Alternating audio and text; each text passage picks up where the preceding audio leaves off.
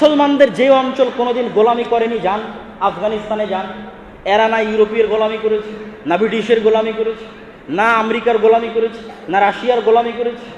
আফগানিস্তানে বহু মুসলমান পাবেন, বেশিরভাগ মুসলমান পাবেন তাদের জন্মগত স্বভাব বাকি আছে, মানে মিথ্যা বলা জানি না। আপনি যদি বলেন আজকে আপনার বাড়িতে আমি দুপুরবেলা খেতে যাব, যে দুপুরবেলা যদি না আসেন খেতে, তো পাঠান আপনাকে গুলি করে হত্যা করে দেবে। কেন? পাঠানের জবানের দাম আছে, আমার জবানের দাম নাই। কি জন্য ওর জবানের দাম আছে? ও গোলামি করেনি, ও কোনোদিন গোলামি করা শিখেইনি যে আমাকে নত হয়ে 2টা টাকা এই দিক দিয়ে ফাঁকি দিয়ে ইনকাম করতে হবে, 2টা টাকা ধোকা দিয়ে এদিক দিয়ে ইনকাম করতে হবে। যারা গোলাম ছিল তাদের এই স্বভাব হয়েছে। সম্মানিত উপস্থিতি, 2 নাম্বার যে কারণে মুসলমানেরা সারা পৃথিবীতে গোলামের জীবনযাপন করছে সেটা হচ্ছে শিক্ষায় অধঃপতন। 1 নাম্বার কি ছিল? ন্যায়পরায়ণতা, সততা, আমানতদারিতা, ব্যক্তিত্ব, পার্সোনালিটি, চারিত্রিক উন্নতি না থাকা, যেটা আমার নবী মুহাম্মদ সাল্লাল্লাহু আলাইহি ওয়াসাল্লামের ছিল, ওটার সারমর্ম শেষ করে দিয়েছে। 2 নাম্বার শিক্ষা, 3 নাম্বার সুদী অর্থনীতি। শিক্ষা কি? আপনি দেখেন গোটা বিশ্বের মুসলমানদের দেখেন যে মুসলমানদের কাছে শিক্ষার গুরুত্ব কতটুকু আপনি দেখেন। আপনি যেগুলো আরব বিশ্বের ধনী দেশ তাদের কাছে দেখেন তারা টাকা কোথায় খরচ করছে, পর্যটন আর বিনোদনে কোটি কোটি টাকা খরচ করতেছে। তাদের কাছে শিক্ষা মুখ্য নয়, গৌণ। তারা মনে করছে পর্যটন বিনোদন দিয়ে আমি কোটি টাকা ইনকাম করে নেব। যারা থার্ড ওয়ার্ল্ড মুসলিম কান্ট্রি, বাংলাদেশ, পাকিস্তানের মতো, এরা কোটি কোটি টাকা রাস্তাঘাট, ব্রিজ, কালভার্টে খরচ করতেছে। ভাই, তুমি একটা শক্তিশালী প্রতিষ্ঠান তৈরি করো, শক্তিশালী বিশ্ববিদ্যালয় তৈরি করো, শক্তিশালী গবেষণা ইনস্টিটিউট তৈরি করো, শক্তিশালী অর্থনৈতিক প্রতিষ্ঠান তৈরি করো। জ্ঞান গবেষণার জন্য তোমার ইনভেস্ট কোথায়? আমি যদি গোটা বাংলাদেশের রাস্তা স্বর্ণ দিয়ে বানিয়ে দিই আর বাংলাদেশের মানুষকে না পড়ায়, না শিখাই, তো কালকে কাঞ্চনে যে মেডিকেল হবে, ওই মেডিকেলে ডাক্তারি করার মতো লোক কাঞ্চনে পাওয়া যাবে না, ইন্ডিয়া থেকে ভাড়া করে নিয়ে আসতে হবে। কিন্তু কাঞ্চনের ব্রিজ তো স্বর্ণ দিয়ে তৈরি করা। তাই এটা উন্নতি হলো? উন্নতি শিক্ষায়, জ্ঞানে। আজকের ইউরোপ এবং আমেরিকা পৃথিবী পরিচালনা করতেছে জ্ঞান এবং শিক্ষা দিয়ে। তাদের কাছে অক্সফোর্ড আছে, ক্যামব্রিজ আছে, তাদের কাছে দুবাইয়ের বুর্জ খলিফা নাই। কেন? বুর্জ খলিফা বানিয়ে পৃথিবী শাসন করা যায়? পৃথিবী শাসন করতে হলে ওইরকম জ্ঞান লাগে, ওইরকম বিদ্যা লাগে। ওইরকম জ্ঞান এবং বিদ্যা আল্লাহ সুবহানাহু ওয়া তাআলার সবচেয়ে বেশি। এই জন্য উনি হচ্ছেন রব। দুনিয়াতে যার জ্ঞান বিদ্যা যত বেশি হবে আর পাওয়ার তত বেশি হবে। আল্লাহর জ্ঞান বিদ্যা সবচেয়ে বেশি, আল্লাহর পাওয়ার সবচেয়ে বেশি। এর চেয়ে বড় কোনো দলিল আর লাগবে না। জ্ঞানের গুরুত্বের জন্য এর চেয়ে বড় দলিল আর লাগবে না যে আল্লাহ সবচেয়ে জ্ঞানী, এই জন্য আল্লাহ রব, এই জন্য আল্লাহ ইলাহ। দুনিয়া তো যে জ্ঞানী হবে ওর প্রভাব থাকবে, জাহেল মূর্খের কোনো প্রভাব থাকবে না। এই দিনটা জ্ঞানের দিন। ইকরা বিসমি রাব্বিকাল্লাযী খালাক, পড়ো তোমার প্রতিপালকের নাম। আল্লাযী আল্লামা বিল কালাম, শিখিয়েছেন কলম দিয়ে। এটা জ্ঞানের দিন। আজকে আমরা মুসলমানেরা জ্ঞান থেকে হাজার হাজার মাইল দূরে। কি দিনের জ্ঞান, কি দুনিয়াবি জ্ঞান। আপনি মসজিদে আসেন, মসজিদ কমিটির কাছে আসেন, মসজিদ কমিটির কাছে টাইলস লাগানোর টাকা আছে, এসি লাগানোর টাকা আছে, ফ্যান লাগানোর টাকা আছে, লাইট লাগানোর টাকা আছে, মসজিদে একটা মক্তব চালানোর টাকা নেই। এই জন্য আমি এখন পর্যন্ত 300-র অধিক মসজিদ সফর করেছি। সফর করে বিভিন্ন মসজিদে গিয়ে দেখি যে টাইলস আছে, এসি আছে, সব কিছু আছে, এমনকি এসিও আছে, আর মসজিদে দিন শিক্ষার ব্যবস্থা নেই। তখন মনের কষ্টে বলেছি যে আপনার এসি বাজারে বিক্রি করে মসজিদে মক্তব চালান, আপনার টাইলস বাজারে বিক্রি করে মসজিদে মক্তব চালান, ফ্যান আর লাইট বাজারে বিক্রি করে মসজিদে মক্তব চালান। শিক্ষা উন্নতি।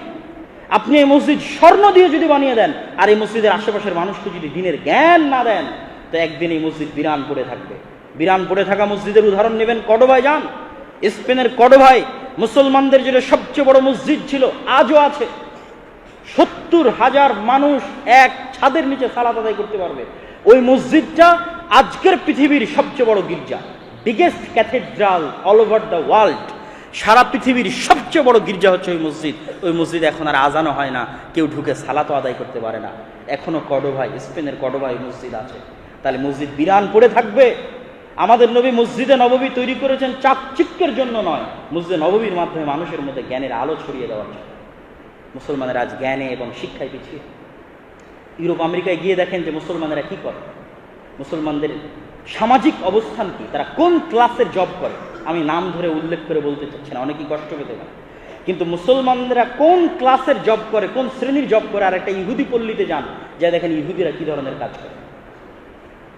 ওরা অল টাইম ইনভেস্ট করেছে শিক্ষার পিছনে, জ্ঞানের পিছনে। আর আমাদের ছেলেমেয়েরা পড়ে আছে জুয়া, মদ, গাঞ্জা, রাজনীতি, মারামারি, কাটাকাটি। এরা যদি গোলাম না হয় তো কারা গোলাম হবে? সম্মানিত উপস্থিতি, মুসলমানেরা সারা পৃথিবীতে অধঃপতনের শিকার 2 নম্বর কারণ হচ্ছে শিক্ষা। 3 নম্বর কারণ, যেটা বলে আজকের বক্তব্য শেষ করে দেব, সেটা হচ্ছে সুদী অর্থনীতি। সুদ শুধু মুসলমানকে গোলাম বানায় না, সুদ প্রত্যেক মানুষকে গোলাম বানায়।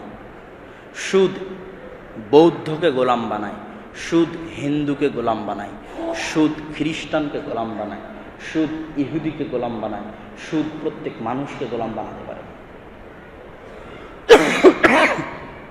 মানুষ যেন গোলাম না হয়, মানুষের যেন আত্মমর্যাদা আত্মসম্মান বাকি থাকে, মানুষ যেন মাথা উঁচু করে চলতে পারে, এই জন্য সুদকে হারাম করা আছে।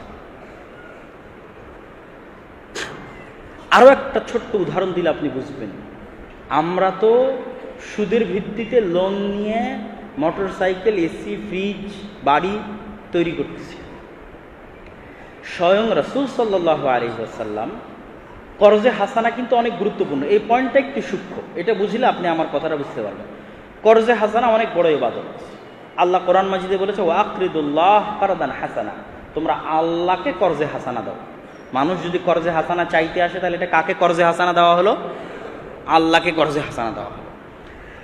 এবার দেখেন, কর্জে হাসানাও যদি মানুষ নিতে চায়, তবুও আমাদের নবী মুহাম্মদ সাল্লাল্লাহু আলাইহি ওয়াসাল্লাম মানুষকে কর্জে হাসানা নিতেও নিরুৎসাহিত করেছেন। বুঝেন কথাটা? কর্জে হাসানা নিতেও রাসূল সাল্লাল্লাহু আলাইহি ওয়াসাল্লাম অসংখ্য হাদিসে তার উম্মতকে নিরুৎসাহিত করে গেছেন যে তোমরা কর্জে হাসানাও নিবা না। তাহলে কর্জে হাসানা কখন নিবে মানুষ? অ্যাক্সিডেন্ট করেছে, মেডিকেলে গেছে, মরে যাবে, বাঁচতে পারে না, এখন টাকার দরকার। অসহায় অবস্থায় মা বোন মেয়েকে বিয়ে দিতে পারে না, টাকার দরকার। বড় কোনো চিকিৎসার প্রয়োজন, শিক্ষার প্রয়োজন, মানে অসহায় অবস্থায় মানুষ কর্জে হাসানা নিতে পারে। আর তখন কর্জে হাসানা দেওয়া, আল্লাহকে কর্জে হাসানা দেওয়া। কিন্তু কেউ কর্জে হাসানা নিয়ে মোটরসাইকেল কিনবে, কেউ কর্জে হাসানা নিয়ে এসি কিনবে, কেউ কর্জে হাসানা নিয়ে গাড়ি কিনবে, এটা ইসলামের, রাসূল সাল্লাল্লাহু আলাইহি ওয়াসাল্লামের শিখানো মূলনীতির সম্পূর্ণ উল্টা। সেখানে সুদের উপর তো আরো বহু দূরে। আমি মনে হয় বুঝাতে পারিনি আমার কথা না বুঝাতে পারলে এটা আমার ব্যর্থতা। আমি ইসলামিক ফাইন্যান্স নিয়ে পড়ে যে সারমর্মটা বুঝেছি ইসলামের, সেটা হচ্ছে লোন বা ঋণ মানুষের মাথাকে নত করে দেয়। সেটা যদি কর্জে হাসানাও হয়, মানুষের আত্মমর্যাদা নষ্ট করে দেয়। এই জন্য কর্জে হাসানাও নিতে রাসূল সাল্লাল্লাহু আলাইহি ওয়াসাল্লাম নিরুৎসাহিত করেছেন। যখন মরে যাচ্ছে তখন নেবে, কিন্তু বাড়ির টিনের ছাদ দেবে এই জন্য কর্জে হাসান নেবে না, এটা ওর মাথাকে নত করে দেবে। আর সুদ গোলাম বানিয়ে দিবে। সুদ শুধু মানুষকে গোলাম বানায় না, সুদ দেশকে গোলাম বানায়, সুদ রাষ্ট্রকে গোলাম বানায়। আমি আমার দেশের নাম উচ্চারণ করছি না, ধরেন পাকিস্তানের কথা বলিনি। পাকিস্তান সেনাবাহিনী একটা গোলাম সেনাবাহিনী, পাকিস্তান রাষ্ট্র একটা গোলাম রাষ্ট্র। মানুষ তো বহু দূরের কথা, এটা রাষ্ট্র গোলাম, একটা বিশাল সেনাবাহিনী গোলাম। কেন ভাই? সুদের কাছে গোলাম। এই জন্য ইহুদিরা তাদের মধ্যে সুদি লেনদেন করে না, কিন্তু সারা পৃথিবীতে ওরাই সুদের 1 নম্বর হতো। কেন? ওরা জানে সুদ দিয়ে মানুষকে গোলাম বানানো যায়, অশিক্ষা মূর্খতা দিয়ে মানুষকে গোলাম বানানো যায়, আর মদ নেশা দিয়ে মানুষকে গোলাম বানানো যায়। এই জন্য সারা পৃথিবীতে এগুলোর পিছনে তাদের ইনভেস্ট বেশি। ওরা এগুলোর পিছনে ইনভেস্ট করে না, ওদের এগুলোর দরকার নেই। ওদের শিক্ষা, জ্ঞান, টাকার দরকার। টাকা কেমনে জমাতে হয়, টাকা কেমনে ব্যয় করতে হয়, ওটা ওদের কাছে শিখতে হবে। টাকা ইনকাম করে কেমনে ধনী হতে হয়, সেটা ওদের কাছে শিখতে হবে। টাকা অপচয় ওদের কাছে নাই। আর সারা পৃথিবীর মানুষকে ব্যস্ত রেখেছে, তোমরা জুয়া খেলো, মদ খাও, নেশাগ্রস্ত থাকো, ক্রিকেট ফুটবল নিয়ে ব্যস্ত থাকো, তারপর হচ্ছে মোবাইল, ফ্রি ফায়ার, পাবজি নিয়ে ব্যস্ত থাকো, জাহেল হবা, মূর্খ হবা। এই জাহেল মূর্খকে বম দিয়ে হত্যা করা আর গোলাম বানানো কোনো ব্যাপার না। শিক্ষিত মানুষকে গোলাম বানানো যায় না। যে মানুষ অর্থনৈতিকভাবে স্বাধীন, তাকে গোলাম বানানো যায় না। যে মানুষের চরিত্র উন্নত, তাকে গোলাম বানানো যায় না।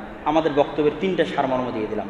আমার চরিত্র উন্নত, আমি শিক্ষিত, আমি অর্থনৈতিকভাবে স্বাধীন, পৃথিবীতে কেউ আমাকে গোলাম বানাতে পারবে না, কেউ না। আজ আমরা পৃথিবীতে গোলাম হয়ে গেছি কেন? আমার চারিত্রিক উন্নতি নাই। আমি মিথ্যা বলি, ধোকা দেই, মুনাফিকি করি, বোনের সাথে ধোকা, বউয়ের সাথে ধোকা, আত্মীয় স্বজনের সাথে ধোকা, ভাইয়ের সাথে ধোকা। বাপ অন্যায় করছে, বাপ এক ছেলের জমি আরেক ছেলেকে দিয়ে দিচ্ছে, এক বোনের জমি আরেক ভাইকে দিয়ে দিচ্ছে, এক ভাই আর এক জনের জমি লিখে নিচ্ছে। 24 ঘন্টা ধোকা, মিথ্যার মধ্যে নিমজ্জিত মুসলমানেরা। তাহলে চারিত্রিক উন্নতি নাই। 2 কি নাই? শিক্ষা নাই, মূর্খ। 3 কি নাই? অর্থনৈতিক স্বাধীনতা নাই। কেননা ও সুদের ঋণে জড়িত, ও না ওর দেশ জড়িত, ওর প্রধানমন্ত্রী জড়িত, ওর পুরো রাষ্ট্র জড়িত, গোটা মুসলিম বিশ্ব জড়িত। কেন মুসলিম বিশ্বের কেউ মুখ খুলতে পারে না? সব গোলাম, অর্থনৈতিকভাবে গোলাম, শিক্ষার কাছে গোলাম, চারিত্রিক উন্নতির কাছে গোলাম। এই 3টে জিনিসই ওদের কাছে ওরা নিয়ে রেখেছে।